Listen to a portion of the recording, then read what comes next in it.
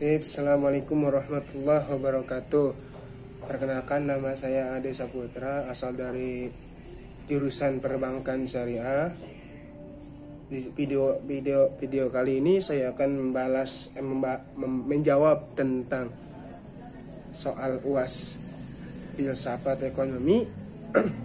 Ini dosennya oleh Pak Rizal.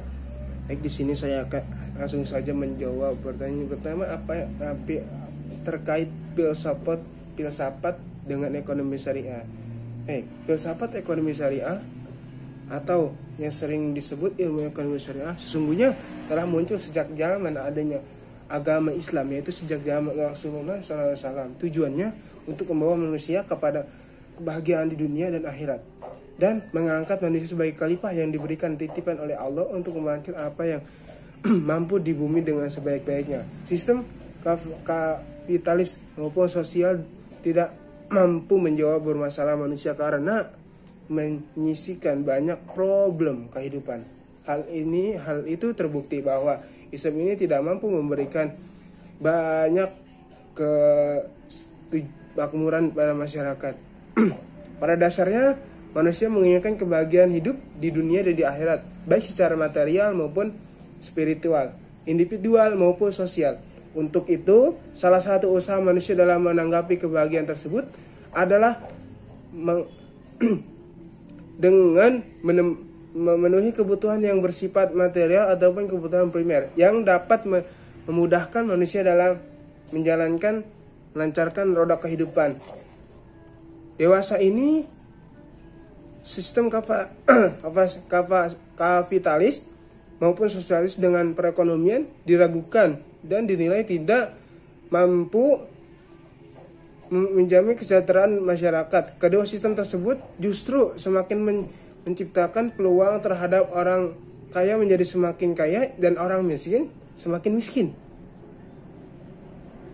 sehingga menyuburkan ketidakadilan di antara masyarakat. Di tengah kondisi tersebut, banyak masyarakat atau sistem ekonomi syariah mulai dilirik sebagai alternatif pilihan yang diharapkan dapat memperbaiki ketimpangan tersebut. Nah, untuk sistem ekonomi tersebut itu sangat berpengaruh sekali terhadap masyarakat. Ekonomi dalam Islam tersendiri, ekonomi yang telah muncul bersamaan dengan kehadiran Islam itu sendiri. Pada umumnya, pakar ekonomi yang menafsirkan pengertian dari ekonomi Islam itu sendiri, di antaranya mengatakan bahwa ekonomi Islam adalah ilmu yang mempelajari usaha manusia untuk mengalokasikan sumber daya untuk mencapai palah berdasarkan pada prinsip dan nilai-nilai Al-Quran dan Sunnahnya. Islam memberikan penekanan terhadap ikhtiar manusia dan pendorongan umatnya untuk bekerja. Tidak hanya itu, dalam Islam ikhtiar tersebut juga dibarengi dengan adanya jaminan, adanya doa, juga dibarengi dengan adanya jaminan rezeki terhadap setiap makhluknya, di mana Al-Quran yang menegaskan hal tersebut dari Al-Quran surat Al-Jumu'ah ayat 10 yang berbunyi, A'udzubillahi minasyaitonirrajim, Bismillahirrahmanirrahim. Fa idza qudiyatis shalatu fantashiru fil ardi wabtagu min fadlillah wadhkurullaha katsiran la'allakum tuflihun. Yang artinya, apabila salat telah dilaksanakan maka bertebarlah kamu di muka bumi dan carilah karunia Allah dan ingatlah Allah banyak-banyak agar kamu beruntung. Sistem ekonomi syariat sendiri menetapkan bahwa seluruh harta harus digunakan sesuai dengan petunjuk ajaran Islam. Hal itu terlihat jelas ajaran Islam pada pelanggaran riba dalam perekonomian yang bukan hanya merupakan persoalan internal umat Islam saja, tetapi juga kehilangan masyarakat di luar Islam memandang riba adalah persoalan yang serius. Menurut Umar Khattab, ekonomi Islam adalah suatu cabang ilmu pengetahuan yang membantu mewujudkan kesejahteraan manusia melalui alokasi dan distribusi sumber daya yang daya yang langka tanpa mengekang kebebasan individu secara kelebihan yang dapat menimbulkan ketidakseimbangan makroekonomi. Penerapan nilai-nilai Islam merupakan suatu bentuk aplikasi dan konseptualis nilai-nilai Islam dalam kehidupan masyarakat. Sementara itu, nilai Islam adalah suatu asas dengan prinsip yang saling terkait suatu dengan lainnya. Bahkan, nilai-nilai tersebut menjadi sumber nilai tertinggi dan memiliki dari filosofi dari universal dari ajaran Islam, yaitu Quran, Sunnah, dan ijtihad para ulama.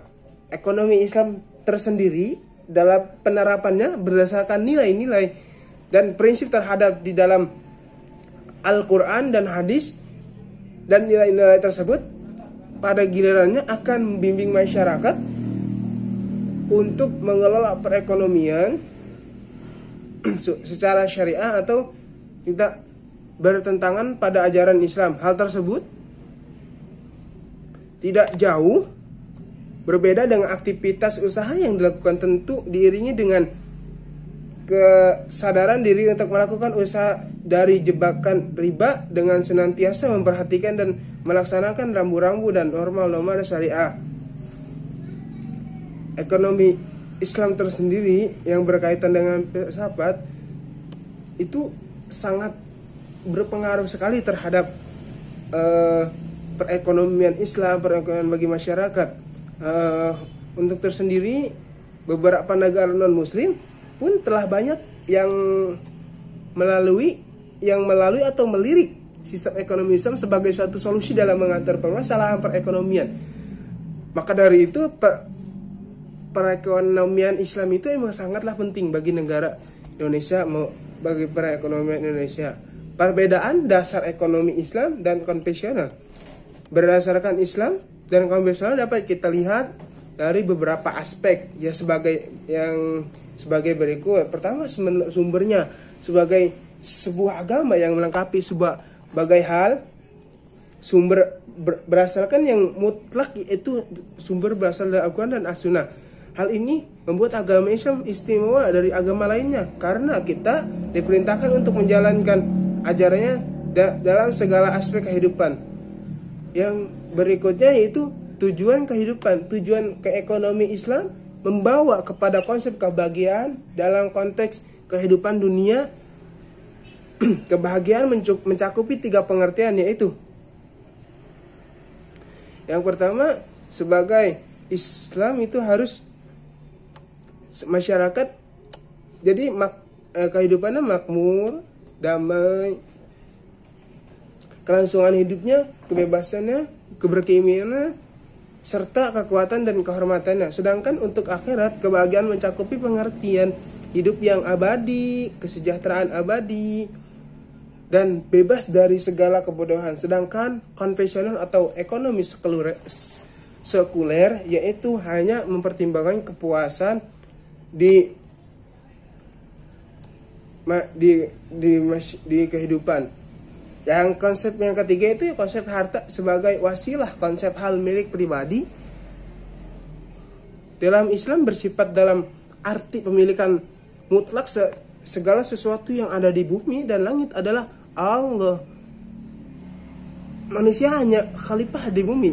Manusia hanya diberi kesempatan untuk mengelola apa yang dimiliki oleh Allah, yang Allah di permukaan bumi ini bertanggung jawab kelak di akhirat.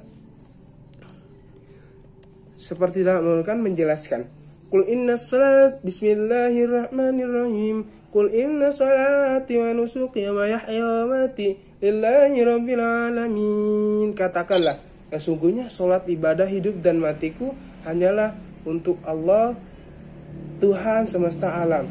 Nah, dari sini perbedaannya juga dapat dilirik dari segi prinsip-prinsipnya, dari segi keuangannya, dari segi harta warisnya.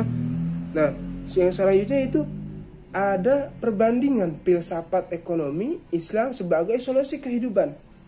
Islam merupakan agama yang bersifat paripurna dan universal, serta merupakan agama yang lengkap dalam memberikan tuntunan dan panduan. Islam juga merupakan agama yang sangat simpel, sangat dimudahkan, sangat mempermudah. Islam telah mewarnai seluruh aspek penghidupan di dunia, karena seperti yang diketahui bahwa Allah Subhanahu wa taala telah mengatur sebagai halnya. Ya, dari sini kita mempelajari bahwa ekonomi syariah filsafat dengan ekonomi Islam itu sangat berkaitan. Karena dengan filsafat ekonomi Islam sangatlah berpengaruh sekali. Mungkin ya itu penjelasan terkait dengan filsafat dengan ekonomi Islam tersebut. Baik, kita lanjut dengan soal kedua, yaitu filsafat terkait dengan ekonomi syariah. Dari yang telah dijelaskan tadi, kajian yang membicarakan tentang ekonomi Islam di Indonesia telah berbak dengan dan menjadi wawancara yang memiliki penghemat bersama dengan ini instrumen ekonomi penting yang bernapaskan Islam, juga melalui bermunculan di hampir seluruh sistem ekonomi di dunia berdamping dengan adanya lembaga keuangan tersebut. Bunga telah menjadi daya tarik tersendiri bagi masyarakat ekonomi untuk dinikmati dan dimanfaatkan dalam proses pengaturan keuangan dan kegiatan bisnis. Bank sebagai lembaga perantaraan dirancang sedemikian rupa untuk mengelola bunga supaya dapat merangsang intensitas tabungan dan pembiayaan kredit. Fenomena perkembangan Islam dikemukakan Muhammad sebagai berikut. Kegairahan dan semangat beragama masyarakat mulai menonjol di kalangan menengah ke atas sejak 2 dekade belakang ini. Kalau dahulu orang merasa takut mengklaim dirinya muslim. Filsafat dengan perbankan syariah ini ada terkaitannya juga. Selain itu filsafat perbankan itu sangat menjelaskan beberapa tentang yang belum kita ketahui, yang belum orang-orang pahami, dan masih banyak yang lainnya. Untuk itu sendiri, pengertian bank syariah yaitu dana yang telah dikumpulkan oleh bank syariah dari titipan dana pihak ketiga atau titipan lainnya. Perlu diketahui dikelola dengan penuh amanah dan istiqomah dengan harapan dana tersebut mendatangkan keuntungan yang besar baik untuk nasabah maupun bank syariah. Prinsip utama yang harus dikembangkan bank syariah dalam kaitan dengan manajemen dana bank, bahwa bank syariah harus mampu memberikan bagi hasil kepada menyimpan dan minimal sama dengan menarik bagi hasil dari diatur lebih rendah daripada bunga yang diberikan bank konvensional. Nah, bedanya di situ bank syariah sama konvensional itu, kalau bank syariah itu dia bagi hasil. Nah, kalau konvensional itu dia sistemnya berbunga. Oleh karena itu, upaya manajemen dana bank syariah perlu dilakukan secara baik. Baiknya manajemen dana yang dilakukan bank syariah akan menunjukkan kredibilitas di depan kepercayaan masyarakat untuk menyimpan dana, sehingga arah untuk mencapai likuiditas, relatabilitas, dan solvabilitas banyak tercapai. Peranan bank syariah itu sangat penting. Bank syariah Islam atau selanjutnya disebut dengan bank syariah adalah bank yang beroperasi dengan tidak mengandalkan pada bunga. Bank syariah atau biasa disebut juga bank tanpa bunga adalah lembaga keuangan perbankan yang dioperasikan dan produknya dikembangkan berlandasan pada Al-Quran dan hadis Nabi Muhammad SAW. Bank syariah lahir sebagai salah satu solusi alternatif terhadap masyarakat untuk persalinan pertentangan antara bank bunga dan dengan riba. Demikian, kerinduan umat Islam Indonesia yang ingin melepas riba telah mendapat jawaban dan lahirnya Bank Syariah. Bank Syariah lahir di Indonesia pada sekitaran tahun 90-an. Atau tepatnya setelah pada peraturan pemerintah nomor 27 tahun 1925 direvisi dengan UU nomor 10 tahun 1998 dalam bentuk sebuah bank yang beroperasi dengan sifat bagi hasil. Nah, jadi filsafat dengan bank syariah itu sangatlah berpengaruh sekali terhadap keuangan di masyarakat. Karena jika tidak ada bank syariah atau bank tanpa bunga, jadi nggak akanlah terjawab yang namanya ada bunga, ada yang semacam seperti itunya lah. Jadi bank syariah ini sangatlah penting bagi masyarakat sekitar. Itu terkait tentang filsafat dengan ekonomi syariah. Baik, yang selanjutnya di sini saya akan menjawab soal yang ketiga, yaitu apa saja yang dipahami selama belajar 1 semester filsafat, pelajaran filsafat. Baik, apa yang telah saya pahami, yang pertama filsafat. Pengertian filsafat tersendiri berasal dari Yunani, filosofia, philo atau philen, yang berarti cinta, sofia yang berarti pengetahuan, kebijaksanaan. Maka secara bahasa artinya orang-orang yang cinta kebijaksanaan. Filsafat secara istilah yaitu falsafah, yaitu ilmu pengetahuan tentang alam yang mewujudkan dan bertujuan menyelidiki hakikat yang sebenarnya. Imunkan falsafah yaitu pokok dan pangkal segala pengetahuan yang mencakup di antaranya apa yang dapat kita ketahui, apa yang kita kerjakan, apa yang kita harapkan, dan apa yang dinamakan manusia. Filosof pertama kali digunakan oleh Fikitos abad ke-6. Namun istilah filsafat baru populer ketika masa dan Plato pada abad ke-5 dan terus berkembang hingga saat ini. Filsafat dan ilmu pengetahuan itu sangat ini segala macam pengetahuan berasal dari falsafah. Objek materi falsafah hakikat Tuhan, hakikat alam, hakikat manusia. Filsafat Islam tersendiri, pertemuan filsafat dengan Islam terjadi pada abad ke-6 2 Hijriah ketika Islam berhasil mengembangkan sayapnya dan menjangkau daerah baru. Berikut yang mempunyai adat istiadat peradaban dan kebudayaan baru termasuk filsafat. Tahun berikutnya, kaum muslim mengambil ahli filsafat dengan menerjemahkan buku-buku filsafat Yunani ke dalam bahasa Arab dan bahasa Yunani, bahasa Bani Umayyah, ibu kota di Cordova dan Abbasiyah, Baghdad. Manusia dalam pandangan Islam terdiri dari 2 unsur, yaitu materi dan materi. Tubuh manusia adalah bersifat materi karena berasal dari tanah, sedangkan roh manusia bersifat immateri karena itu terkait alam gaib. Roh immateri mempunyai 2 daya. Yang pertama daya pikir atau akal, yang kedua daya rasa, itu kolbu. Penciptaan manusia sudah dijelaskan terdapat di Al-Quran surat Al-Mu'min ayat 12 sampai 14.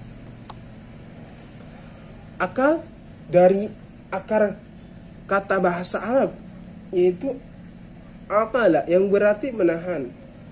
Aqala yang menahan dari perbuatan buruk, membedakan dari hewan. Gitu. Kalau dalam bahasa Indonesianya akal itu ya pikiran, rasio dan rasa. Islam memberikan kedudukan yang sangat penting karena akal adalah merupakan salah satu alat atau saran yang sangat penting bagi umat manusia karena sebagai alat pengembang ilmu pengetahuan. Akal sendiri itu menjadi ciri khas bagi umat manusia yang membedakan antara hewan dengan manusia. Ayat-ayat yang berdasarkan tanda-tanda kebesaran Allah ada 2 macam. Tanda-tanda kebesaran Allah. Pertama ayat Al-Qur'aniyah, ayat kauniyah, alam semesta dengan segala isinya.